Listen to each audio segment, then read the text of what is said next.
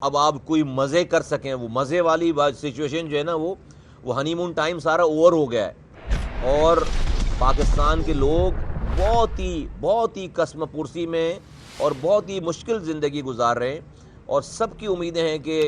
آنے والا الیکشن جو ہے وہ لوگوں کی زندگیوں میں آسانیاں لے کر آئے گا اور پریشانیاں ختم کرے گا، مہنگائی کم ہوگی، روزگار ہوگا اور تمام چیزیں۔ تو ہماری ساری گفتگو اس حوالے سے تھی کہ ہم آپس میں ایک دوسرے کی مدد اور کمپلیمنٹ کر کے کیسے ہم ایک طاقت ایسی بنے کہ جس میں عام لوگوں کی زندگیوں پہ جو ہے فرق ڈال سکیں۔ جہاں صاحب نے اور ساتھیوں نے یہ بات بھی کہی کہ یہ کسی ایک جماعت کے بس کی بات نہیں ہے، سب کو مل کر، سارے پاکستان کی جماعتوں کو مل کر اپنے ڈفرینسز رکھتے ہوئے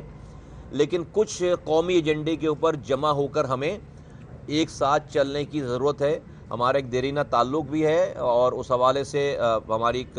پارٹی سے ہٹ کر بھی ہماری ایک ایفیلیشن ہے۔ تو میں آپ کے توسط سے، اپنی پارٹی کے کنوینر اور تمام رابطہ کمیٹی اور کارکنوں کے توسط سے میں اپنے احباب کو میں یہاں پر خوش آمدید کہتا ہوں، اور میں ریکویسٹ کرتا ہوں جہاں صاحب سے اگر کوئی بات کرنا چاہے پلیز۔ بسم اللہ الرحمن الرحیم، الحمدللہ رب العالمین والصلاۃ والسلام علی خاتم النبیین۔ سب سے پہلے تو میں مصطفیٰ کمال صاحب کا، ان کے تمام ساتھیوں کا، ایم کے ایم پاکستان کا شکریہ ادا کرتا ہوں کہ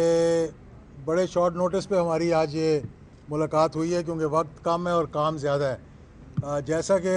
مصطفیٰ بھائی نے بتایا، سب کی سوچ یہی ہونی چاہیے کہ میں سمجھتا ہوں کہ یہ آنے والے الیکشنز یہ پاکستان کے اہم ترین الیکشن ہوں گے، اور یہ پورے پاکستان کے لیڈرشپ کے لیے ایک بہت بڑا امتحان ہے۔ اور ہم نے جو قومی یکجہتی الائنس بنایا ہے، اتحاد بنایا ہے، اس پہ مرکزی مسلم لیگ، ہم، اور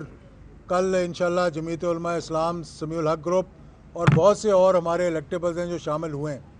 ہم نے کسی سے ایک ہی بات کر رہے ہیں ہم کہ اس دفعہ ہمیں اپنی جماعتوں سے، اپنے آپ سے بالاتر ہو کر پاکستان کے لیے سوچنا ہے، کیونکہ چیلنجز جو پاکستان کے ہیں، جیسا کہ مصطفیٰ کمال صاحب نے بتایا،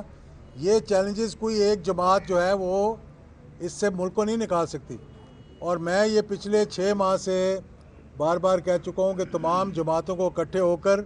ایک چارٹر بنانا چاہیے، چارٹر آف پاکستان جس کو کہیں، اور اس میں تمام خد و خال جو ہیں اپنی غلطیاں بھی مانیں،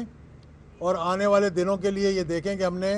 پاکستان کو مستقبل میں پاکستان کے عوام کو، جو 25 کروڑ عوام ہے پاکستان کے، ہم نے ڈیلیور کیسے کرنا ہے، ہم نے ان کی مشکلات میں کمی کیسے کرنی ہے،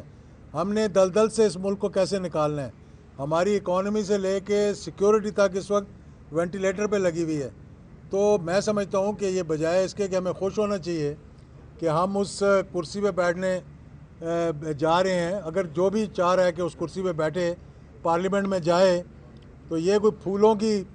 سیج نہیں ہے، یہ کانٹے ہیں اس کے اوپر۔ تو اس کو مد نظر رکھتے ہوئے ہم سب کو چاہیے کہ مل کر چلیں۔ میں سمجھتا ہوں کہ ایم کے ایم پاکستان محب وطن جماعت ہے، میرے بہت دیرینہ تعلقات ہیں سب بھائیوں کے ساتھ جو ہم یہاں پہ موجود ہیں۔ میں یہی درخواست ان سے لے کر آیا ہوں کہ قومی یکجہتی کے لیے،